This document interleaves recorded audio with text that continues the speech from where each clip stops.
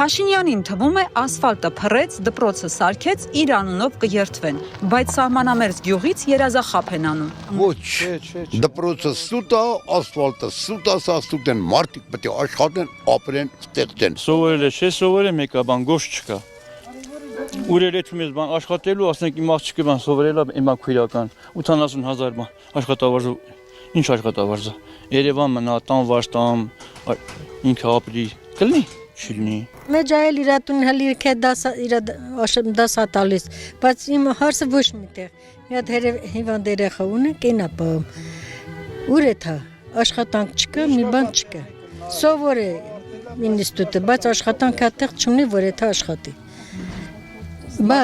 Արտագաղթի։ հա բանջ պետք է ան, պետք է թողի եթե ուրիշ տեղ աշխատի, որ իր երեխան պահի, ոնց պահենք։ Մենք էլ մեր թոշակներով հազիվ ծերին հասնում ենք։ Չունենք այդ հնարավորությունը, հա։